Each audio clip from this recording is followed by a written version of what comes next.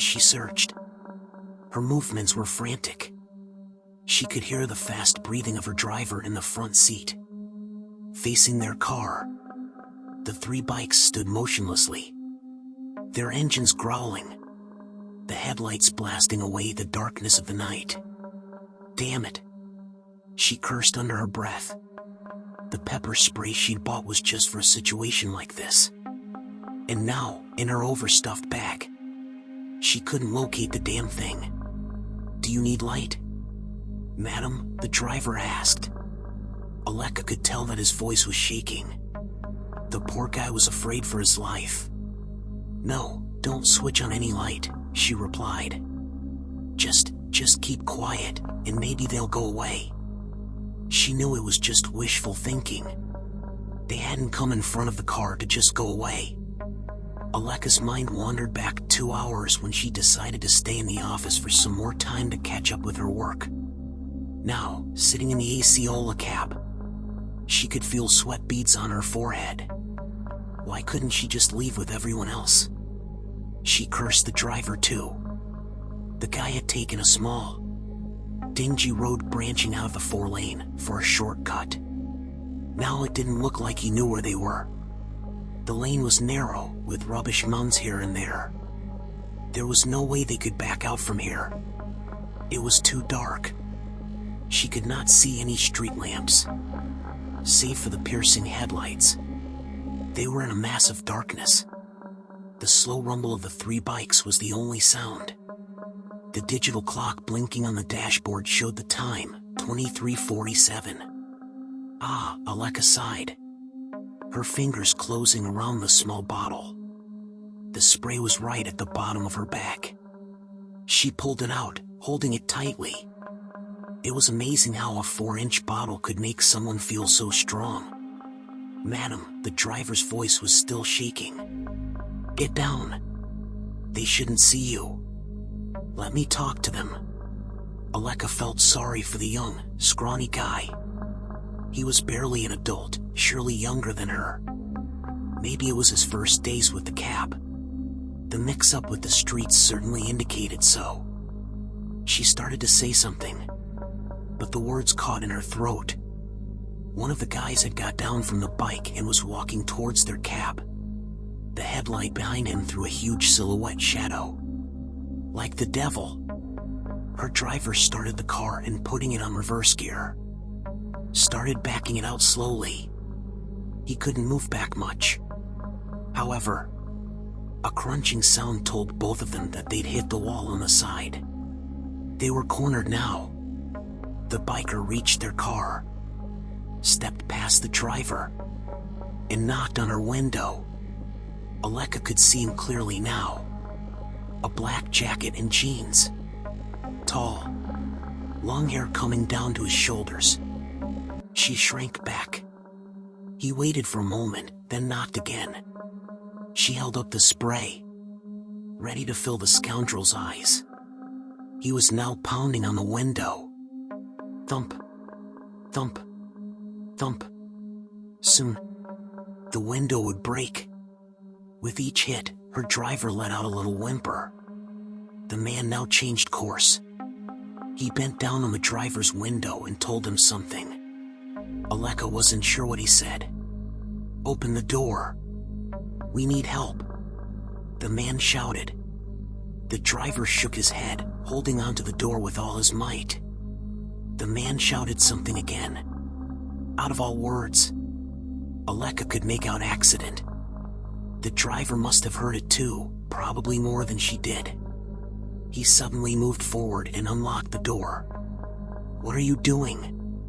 Alekha screamed, just as the man shoved his head inside their car. She pressed on the nozzle with all her power, yelling at the top of her voice. The guy went still for a moment. Then he lurched backward, hitting his head on the windowsill.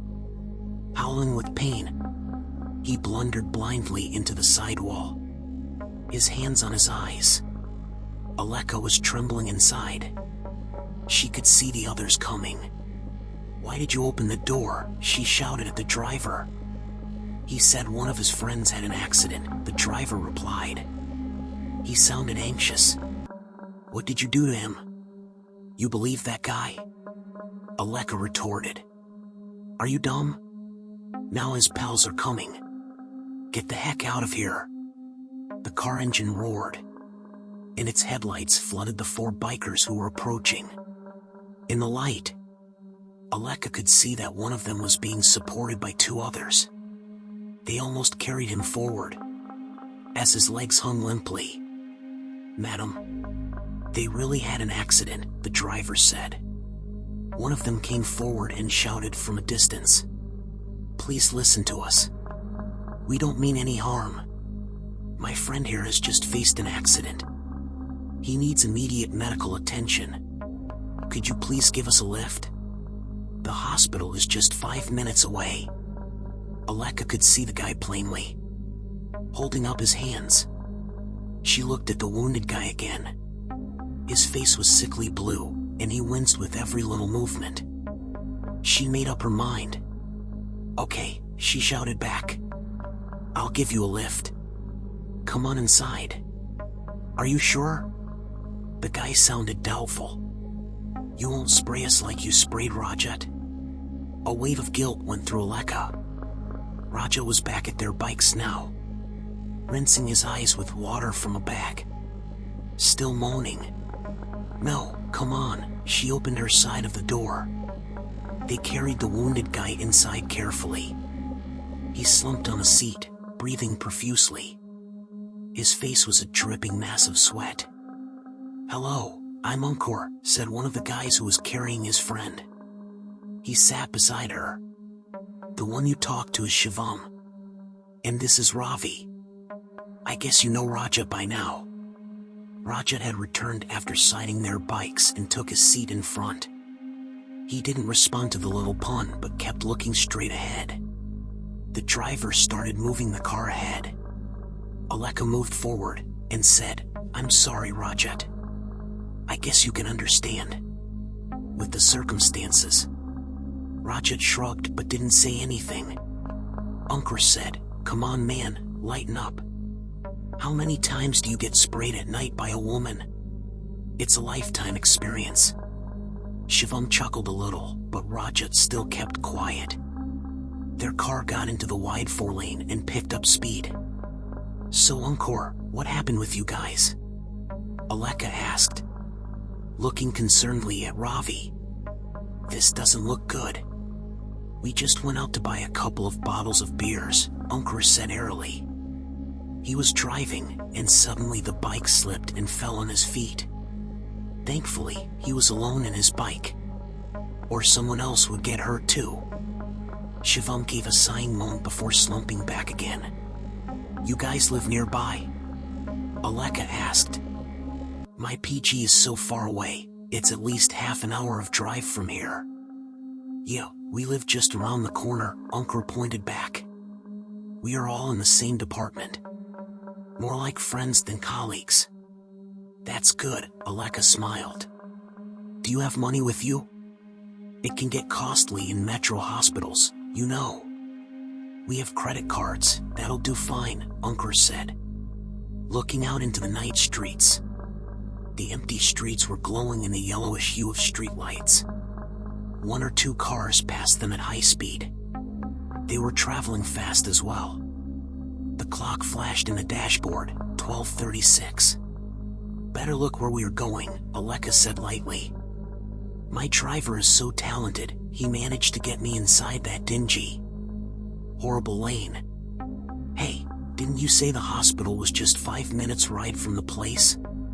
Rajat spoke, his voice raspy. Your driver is talented all right. He brought you to us, didn't he? He lifted his hand and patted the driver on the back. Alekha felt something was going wrong. Hang on, where are we going? There's no hospital this way.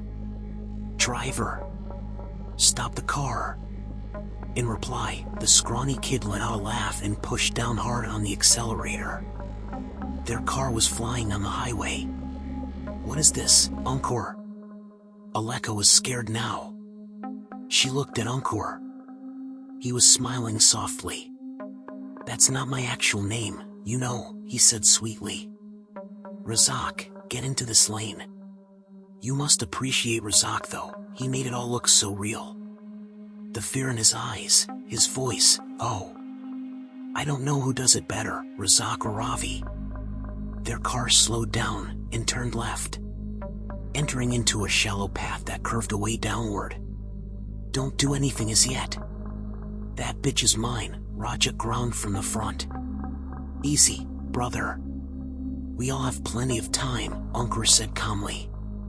Ravi was no more grimacing in pain. Alekha could feel his hands on her thighs, groping at her. She wanted to move it away, to slap him, to bite him, but she couldn't move. The car stopped right at the middle of a big, empty field. A few minutes later, the silence of the moonlit light was shattered by the shrieks of most dreadful nightmares.